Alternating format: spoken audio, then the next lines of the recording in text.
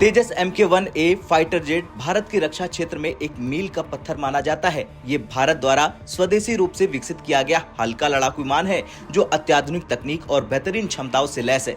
इसे Hindustan aeronautics limited यानी HAL द्वारा निर्मित किया गया है और भारतीय वायुसेना ने इसके 83 यूनिट्स को ऑर्डर दिया है। 2021 में हुए इस समझौते के मुताबिक HAL को मार्च 2024 से हर साल 16 विमानों की डिलीवरी शुरू करनी थी, लेकिन अब इसमें कई कारणों से देरी की खबरें सामने आ रही। दरअसल तेजस में देरी के पीछे की मेन वजह है इसके इंजन चार्ज एम्पलीफायर पर निर्यात प्रतिबंध। जी हां, तेजस MK1A में इस्तेमाल होने वाला एक महत्वपूर्ण उपकरण इंजन चार्ज एम्पलीफायर जो पहले डेनमार्क से आयात किया जाना था, अब निर्यात प्रतिबंध के कारण नहीं मिल पा रहा। ये प्रतिबंध रूस यूक्रेन युद्ध के चलते लगाया गया है। इस उपकरण का काम इंजन के तापमान को मापना और उसे नियंत्रण में रखना होता है, जिससे इंजन की सही कार्य क्षमता बनी रहती है।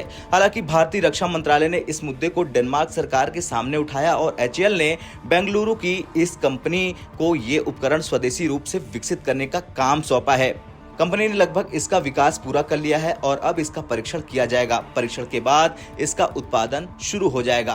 तेजस MK1A में जो सॉफ्टवेयर इस्तेमाल किया जा रहा है वो इजराइल द्वारा प्रदान किया गया है। इसमें कुछ बदलाव किए जा रहे हैं ताकि ये विमान की जरूरतों के अनुसार काम कर सके। सॉफ्टवेयर में इन बदलावों की प्रक्रिया ने भी डिलीवरी में देरी पैदा की है। तेजस MK1 में इस्तेमाल होने वाला F404IN20 इंजन जो अमेरिका की जनरल इलेक्ट्रिक यानी GE कंपनी से आता है, उसकी डिलीवरी में भी देरी हो रही। GE ने सप्लाई चेन की मुद्दों का हवाला देते हुए स्पष्ट किया कि नई आपूर्ति करने में समय लगता है क्योंकि हर पुर्जे को कई परीक्षणों से गुजरना पड़ता है। हालांकि भारत के रक्षा मंत्री राजनाथ सिंह ने हाल ही में वॉशिंगटन दौरे के दौरान इस मुद्दे पर अमेरिकी सरकार के साथ चर्चा की थी, जिसके बाद GE ने आश्वासन दिया था नवंबर 2024 से इंजन की नई खेप मिलनी शुरू हो जाएगी। GE ने हर महीने 2 इंजन की आपूर्ति का वादा किया है और उम्मीद है कि कुल डिलीवरी शेड्यूल इससे आगे नहीं बढ़ेगी।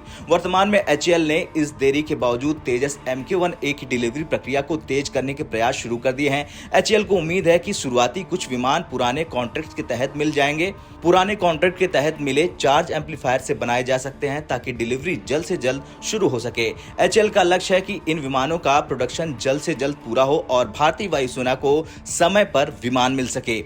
हालांकि डेनमार्क और अमेरिका से सप्लाई मिलने में काफी कुछ निर्भर करता है, फिर भी HAL स्वदेशीकरण पर काम कर रहा है ताकि भविष्य में इस तरह की देरी से बचा जा सके। भारतीय वायुसेना के लिए तेजस MK1 बेहद अहम परियोजना है, लेकिन वर्तमान में इसे कई अंतर्राष्ट्रीय मुद्दों और तकनीकी चुनौतियों का सामना करना पड़ रहा। देखना तो ये होगा कि क्या डेनमार्क से निर्यात प्रतिबंध में छूट मिलती है या फिर स्वदेशीकरण प्रक्रिया और परीक्षण समय पर पूरे होते हैं। GE की नई डिलीवरी शेड्यूल और HAL द्वारा किए जा रहे प्रयासों के आधार पर उम्मीद है कि अक्टूबर या नवंबर 2024 तक पहले कुछ विमानों की डिलीवरी शुरू हो जाएगी। आपका क्या कुछ कहना है कि आप भारत को स्वदेशीकरण अपनाना चाहिए या फिर डेनमार्क का इंतजार करना चाहिए? कमेंट कर जरूर बताएं।